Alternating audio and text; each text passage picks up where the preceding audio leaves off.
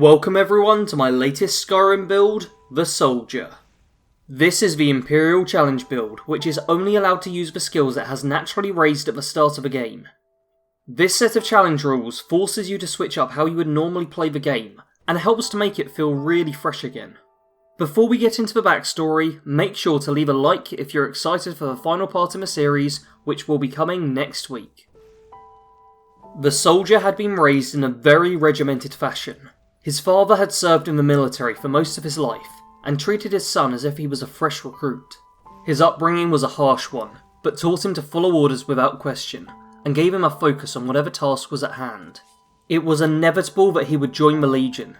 His father wouldn't have accepted anything else, so when he joined up, he was fully prepared for everything thrown at him. He was trained alongside an orc, who he quickly bonded with. The orc was a hard worker, and possessed incredible strength and skill, but lacked the knowledge the Imperial had of the Legion. The pair complemented each other perfectly, and when their training was done, they were assigned to the same unit. Their first mission was to deal with a group of villagers who were speaking out against the Emperor and disobeying the laws of the land. This behaviour was unacceptable, and the Soldier was glad to have the chance to deal with these people. The fighting was brief, the villagers not being well equipped, and most of them were sent away with the majority of the squad to be imprisoned. The Soldier was left with the orc and their Kaister to keep an eye on the others in the village. As the orc was sent away to look for any hidden villagers, the Kaister grabbed one of the female villagers by the neck and dragged her up. The Soldier wasn't sure what was going on, but knew better than to question a superior. The man then started beating the woman and shouting at her. The Soldier stood silently, watching as a villager withdrew a hidden knife and charged at the officer, stabbing the man repeatedly in the neck as the Kaister withdrew his sword and buried it in the man's chest. The pair fell to the ground as the rest of the villagers rose to their feet, their faces filled with hatred and anger. Another man with a knife charged at him, and instinct took over, knocking the man down, drawing his blade and piercing it through his abdomen. The rest of the villagers then started to attack. Despite their lack of weapons, they still held the numbers to overpower him, and he was forced to mercilessly cut them down. By the time the orc returned, there were only 2 villagers left, and together the pair were able to dispatch them with ease. The orc started questioning him as to what had taken place, and he recounted the events as best as he could, yet leaving out any details that reflected badly on the Legion.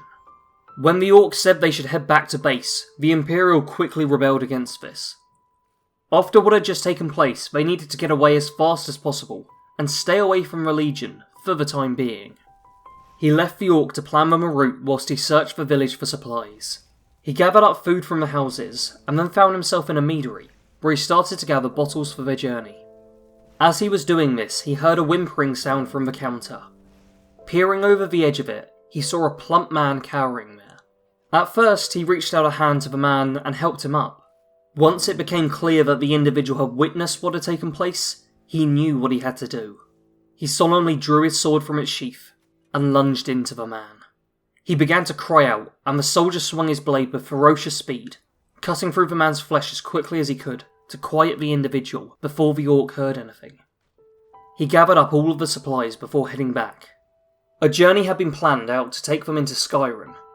From there they could rejoin with the Legion, and he would have time to come up with an explanation as to what had taken place. After a few days of walking, they encounter the group sitting around the campfire, and take a seat with them. The Imperial is eager to not share his story with anyone, so instead focuses on helping prepare food, and barely says a word, even when he notices everyone starting to drink through their supplies. On the following morning, the full group travel together, heading towards Skyrim.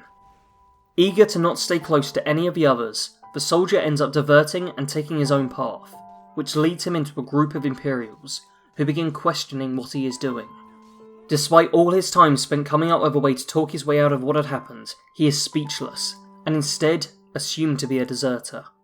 The Legion put him on a cart headed for Helgen, ready to await justice for his actions.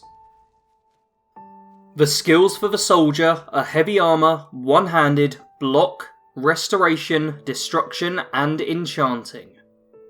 Heavy armour means we will be able to take a couple more hits than if we were in light armour or clothing, but it also means we won't be sprinting around the battlefield. One-handed is going to be our close combat damage skill. If someone gets right in our faces, then we stick them with our sword. Focus on just going with the damage perks in this tree, as all that matters is being able to get a good amount of damage in fast. Block is going to increase our defensive capabilities and make us more viable in close combat.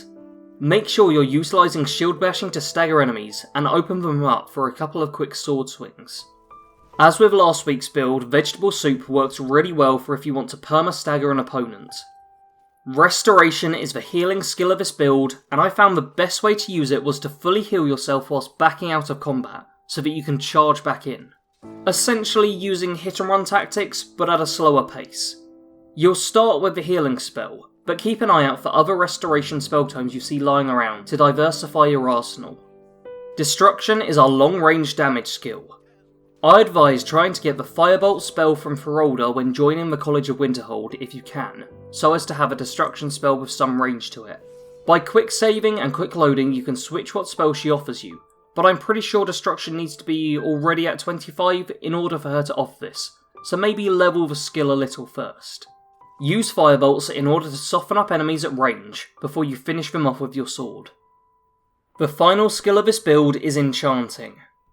This is great for increasing both our survivability and damage output. Despite wearing heavy armour, we don't have smithing, which means we aren't going to have an amazing armour rating. So instead counter this with enchantments such as Fortify Heavy Armour or Health. I also made myself 3 sets of rings and necklaces. One set that reduced destruction spell cost, one that reduced restoration cost, and one that increased one-handed damage.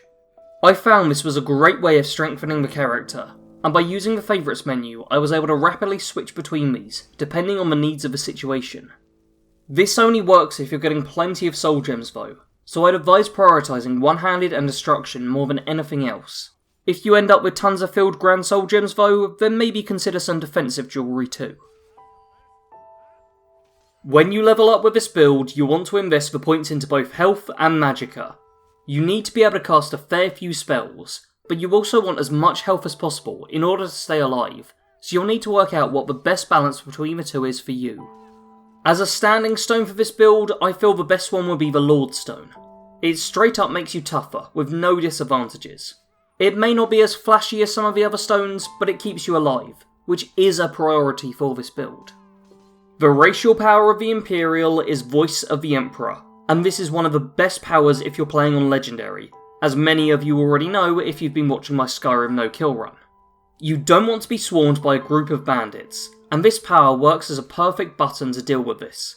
It's an area of effect calm that can be used defensively, to give you time to recover or escape, or it can be used offensively, by calming a group, then dispatching them one at a time. The weapon for this build is an Imperial sword.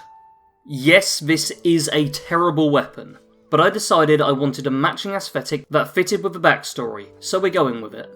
You can bump up the damage of this significantly thanks to the enchanting skill. I personally added the Absorb Health enchantment because I was lucky enough to run across it, and it's the perfect enchantment for dealing more damage while also keeping you in the fight. Early on though, you'll likely want to go with Soul Trap in order to get more filled soul gems, or Fire Damage for some straight up power. The armour for this build is a full suit of heavy Imperial armour, including the closed Imperial helmet and a heavy Imperial shield. You'll end up with most of this after leaving Helgen, but the shield can be picked up during the Civil War, and if you're after the closed helmet, then there are a few different ways to get it. The Daedric Warrior made a guide for obtaining this item, so I'll leave a link to his video in the description. I went with the closed variant of the helmet, as it offers a more unique look for the character, and has a slightly higher base armour. This set isn't going to offer you a huge amount of defence, so don't throw yourself blindly into the fray, or else you will end up dead. In addition, don't forget to gather up rings and necklaces, so that you can enchant them later on, as I mentioned in the skill section. I would advise joining the Imperial Legion with this build, in order to go back to your way of life before things got out of hand. Here he will be able to live the life that was intended for him. However, you may instead wish to side with the Stormcloaks. The soldier has seen the very worst of a legion now, and may feel that they are no longer worth serving. Instead, you could fight against them, and this also offers the bonus of giving you an absolute ton of additional weapons and armour that you can enchant later on. Whichever side you end up on though, the Civil War is a critical questline for this character to undertake. I didn't feel like there was any follower that suited this character better than any of the others, so I just went with Belrand, as he was a follower I don't think I'd used before. Turns out he isn't that great, but at least has a decent bit of survivability, which is good, as we will want our follower to be taking the brunt of the damage, and distracting our enemies for us, so we can attack them from the flank. This character plays in a bit of an unusual way. You will want to start most engagements by peppering your foe with fireballs. If they're still alive, get your follower to run up to them so that they're distracted, and then run behind them and slash at their back until they're dead. If you end up in a one-on-one fight, then use your shield to defend yourself and stagger the enemy. If the fight goes on for longer than planned, try to disengage and then heal yourself before re-engaging, so that you stay at full health whilst chipping down the enemy. This can be a bit tricky to master, and I did die a fair few times while playing, so make sure that you save often. I hope that you've all enjoyed the penultimate build for this challenge series.